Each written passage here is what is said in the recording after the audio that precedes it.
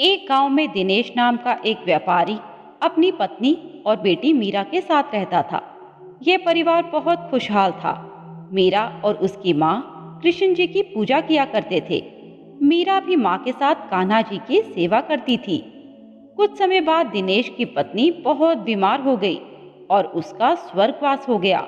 मीरा का रो रो कर बुरा हाल था। वह अपनी माँ को बहुत प्यार करती थी। कुछ दिनों बाद दिनेश ने दूसरी शादी कर ली। अब घर में मीरा की सौतेली माँ पुष्पा आ गई। पुष्पा मीरा के साथ बहुत बुरा व्यवहार करती थी।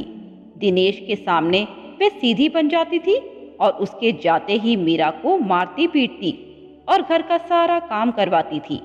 मीरा सारा काम करके कृष्ण जी के चरणों में बैठकर माँ को याद करके रोती रहती। धीरे धीरे पुष्पा के अत्याचार बढ़ते जा रहे थे। वे मीरा को खाने को बहुत कम देती और काम बहुत ज्यादा लेती थी। एक दिन पुष्पा ने मीरा को बहुत सारे कपड़े धोने के लिए दिए। मीरा ने कपड़े धोने शुरू किए, पर कपड़े ज्यादा होने के कारण वे थक कर वहीं पर सो गई। सुबह जब उसकी आंख खुली तो उसने देखा सारे कपड़े धुलकर सूख भी गए थे। मीरा को कुछ समझ नहीं आया कि यह कैसे हो गया। पुष्पा जानबूझकर उसे रात में काम देती जिससे कि वह सो ना सके, लेकिन मीरा जब थककर सो जाती तो उसका काम अपने आप हो जाता था। मीरा बहुत हैरान थी कि ना जाने कौन उसकी मदद कर रहा है। एक दिन उसने सोने का झूठा नाटक किया और छुपकर देखने लगी कि उसकी मदद कौन कर रहा है। तभी उसने देखा कि एक छोटा सा लड़का उसके घर के बाहर बांसुरी बजा रहा है और सारा काम अपने आप हो रहा है। जब उसने बांसुरी बजानी बंद की तो काम भी हो चुका था। उसके बाद वह लड़का चला गया। मीरा ने अगले दिन भी यही घटना देखी। वह कुछ समझ नहीं पा रही थी। एक दिन वह उस लड़के के सामने गई। उसे देखकर वह लड़का मुस्कुराने लगा। तब मीरा ने कहा, तुम कौन हो? तब उस लड़के ने कहा, मैं यहीं कृष्ण जी के मंदिर के पास रहता हूँ और मुझे कान्हा जी ने तुम्हारी मदद के लिए भेजा है। यह सुनकर मीरा बहुत खुश हुई कि कान्हा जी उसका कितना ध्यान रखते हैं। तभी उस लड़के ने कहा, बहन मुझे भूख लगी है, कुछ खाने को दे सकती हो क्या? मीरा ने कहा, भैया तुम क्या खाओगे? तभी उस लड़के ने कहा, मैं तो केवल माखन और मिश्री ही खाता हूँ। मीरा ने मंदिर से माखन और मिश्री लाकर उसे दे दी और उस लड़के ने मजे से खा ली। अब ऐसा हर दिन होने लगा। मीरा मंदिर के प्रसाद में से थोड़ा सा माखन और मिश्री उस लड़के के लिए रोज छुपा कर लाती। वह लड़का रात को आता और बांसुरी बजाता, बाद में माखन मिश्री खाकर चला जाता। एक दिन पुष्पा ने मीरा को माखन मिश्री छुपाते हुए देख लिया। उसने सोचा, रात को ये माखन मिश्री खा लेती है, तभी ये सारा काम करके भी थकती नहीं। उसने मीरा से पूछा तो मीरा ने उसे सब कुछ सच बता दिया, पर पुष्पा को उसकी बात पर विश्वास नहीं हुआ। उसने मीरा को बहुत मारा।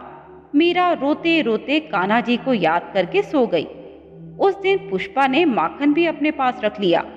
रात को जब मीरा ने बांसुरी की आवाज सुनी तो उसकी नींद खुली। उसने उस लड़के को सारी बात बता दी। उस लड़के ने कहा, कोई बात नहीं, कुछ दिनों बाद जन्माष्टमी आने वाली है, तुम उस दिन मंदिर में आ जाना, वहां कृष्ण जी तुम्हारे सारे कष्ट मिटा देंगे। कुछ दिन बाद जन्माष्टमी का दिन आया। मीरा ने सुबह जल्दी उठकर कान्हा जी को नहलाया, उनको नई पोशाक पहनाई। कुछ देर बाद दिनेश, पुष्पा और मीरा को लेकर मंदिर में भगवान के दर्शन करने गया। तभी पुष्पा मंदिर की सीढ़ियों पर ठोकर खाकर गिर गई और उसकी आंखों के सामने अंधेरा छा गया। उसे कुछ दिखाई नहीं दे रहा था। उसने मीरा को आवाज लगाई। तब दिनेश और मीरा ने मुड़कर देखा तो पुष्पा को उठाया, पर उसे कुछ दिखाई नहीं दे रहा था। दिनेश ने पुष्पा को एक कोने में बिठाया। तब मीरा ने कहा, पिताजी मैं कृष्ण जी की पूजा करके आती हूँ, उनका प्रसाद खा के माँ ठीक हो जाएंगी। यह कहकर मीरा कृष्ण जी के सामने पहुंच गई। उसने कान्हा जी के दर्शन किए और माँ को ठीक करने के लिए प्रार्थना की। वह आंखें बंद कर प्रार्थना कर रही थी। कुछ समय बाद उसने आंखें खोलकर देखा तो कान्हा जी की मूर्ति के अंदर वही लड़का दिखा जो रोज उसके घर आकर बांसुरी बजाता था। मीरा की आंखों से आंसू बहने लगे। तब वह समझ गई कि कान्हा जी रोज उसकी मदद करने आते थे और उन्होंने ही माँ को दंड दिया है। पर उसने कान्हा जी से प्रार्थना की कि हे गिरधर गोपाल, मेरी माँ जैसी भी है पर उन्हें ठीक कर दो। पुष्पा और दिनेश दोनों पीछे खड़े उसकी बातें सुन रहे थे। पुष्पा ने मीरा को गले लगा लिया और बोली, बेटी मुझे माफ कर दे, मैंने तेरे साथ बहुत बुरा किया, फिर भी तू मेरी आंखें ठीक करना चाह रही है।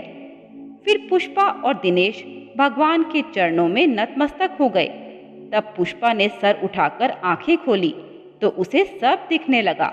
वह खुशी से झूम उठी और कान्हा जी के पैर पकड़कर उनसे माफी मांगने लगी। इसके बाद पूरा परिवार खुशी खुशी घर आ गया। कान्हा जी की कृपा से यह परिवार पहले की तरह खुशहाल हो गया।